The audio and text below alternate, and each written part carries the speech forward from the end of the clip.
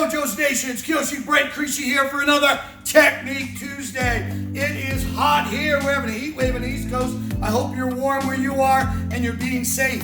So what I thought I'd do today is I'm going to revisit something I did when I was on the road. I did Technique Tuesday on the road. I was filming some videos for Kicks Media Productions down on the islands last year, and I did a couple of remote Technique Tuesdays. I did an empty hand drill. I said it was also converted to weapons. I learned it in the arts of Escrima, Arnis. Learned it in Arnis with Professor Remy Presses, my late teacher. And I never did it. Somebody sent me a message this week. Hey, how come I'm going to do it now? Now I have a substitute today, okay? Sent by Abby Malone, one of my national team members, is going to jump in for me. So go easy on her. So this is an Escrima stick. You can use an Arnis or Serrata. They average about 26 inches.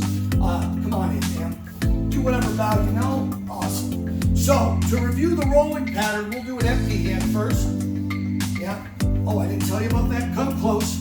No footwork when they learn box stance. Just like a boxer, angled at 45. She's throwing the back fist, and I'm throwing. So you remember this, guys? If you don't, all those videos are still on YouTube. Go look them up. Spin around, give them the other view. So make sure you can do this first. If you cannot do this, you have no business doing this. That's the first counter. So what we do is we build the rope reaction, and then we build to the counter. So while someone's trying to hit you, they very rarely can concentrate on defense. And that's the best time to hit them, is actually when they're trying to hit you. So we're going to take our sticks out now. This is the baston. This is the business end. That's why the red tape there signifies whatever you figure it out. This is punyo. Punyo is the butt of the weapon. Okay, it's one of the more underutilized. Some systems don't leave the punyo because it'd be trapped. Others leave you and use it. We're going to use it today. Come right up to the center, ma'am. All right, so get your box stance. Put your lead foot right on there. She's going to take the punyo, show me. She's going to come up and bend the elbow, relax. She's a little nervous about the weapon, I think. I don't know why, I'm such a nice guy. Right in the temple. I'm going to test you. No, I'm going to test you. I got good control, I think. Okay. So now we alternate. 1, 2. At first, they're going to block, like Sensei Rebecca did on the remote one. Eventually, they're going to brush it, so I don't get a reaction. So this is what we do. We roll. We get good at this. When you get better at this, one person will start to move. See how that messed her up? I could have beat her up right then. So when she gets better at this, she won't react. The secret is continue motion. Real fights don't stop. You must continue and adapt. Continue and adapt. Eventually, she'll move with you. Let's try it and see what happens. Yeah, you don't need rehearsal for this. Yeah, so if I can lead her, she starts to walk and chew gum. So she's moving her foot. I go a little faster. I go a little slower. Okay, so you change tempo. So you can do this drill that I have for many, many decades. It's wonderful. It's reflexology. Get your reticular activating system going. I'm going to show you the first counter. Every move has a counter. And in the Philippine arts, the counter has a counter, has a counter, has a counter. So she comes here, and we're rolling. Continue motion.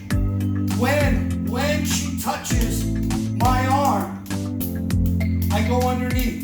We're going to slow down so they can see that at home. When she touches my arm, I go underneath. Because when she touches my arm, she's about to do what? Do what? Strike me. While she's striking me, her focus is on offense. That's my best time to hit her. I know she's going to be open low because she's striking high. Simple karate kumite principle. So we're rolling. At first, just have one person be the striker. And she learns not to stop when she gets hit. Because if she stops for that little hit, she's going to die for the big hit. So that's what we learn. Now I'll let you do the hit, okay? Be gentle. I moves like a peach, right? No, you can't stop either when you hit. That's the danger of point sparring, girl. In point sparring, the danger is, the advantages are many. Speed, power, timing, distancing. The danger is stop. You're taught to stop when you hit. My teachers taught me to turn up the volume when I hit. When I make contact, when I score, it's blood in the water, shark time. So when you hit, keep going. That's the most important time. You missed. Yeah, I'm not making flash, so I'll keep going, right? All right, and then when you're done, if you're leading the drill, you push it out, we do 1, 2, and we clear. We're safe distance. Try it on the other side once. I'm gonna run a little long, but that's okay. Instagram can do long videos now if you're an Instagram fan. So, boom, I'm hitting. She's hitting. And then, for fun, you play a game. We don't know who's going to hit. It was me. Okay? Oh, yeah. Oh, no. I knew you were going to hit me. And then when I'm done, I throw the yarn out. 1, 2, boom.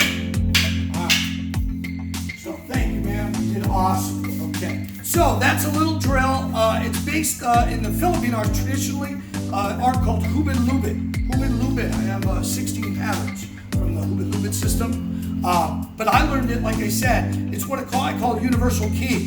The universal key means that motion has come up in sparring, in kickboxing, in kempo, in jiu-jitsu, in Arnis, in Escrima, in Kali. I could go on and on. So I hope you like that exercise. I'll do a part 2 for this one. I'll show you the next step where we go from the outside. This was an inside drill. We go from the outside. All right, guys, I hope you're training. I hope you're practicing. Keep the comments and questions coming. I love them. Be safe and be kind. It takes a stronger man to be kind. Thank you.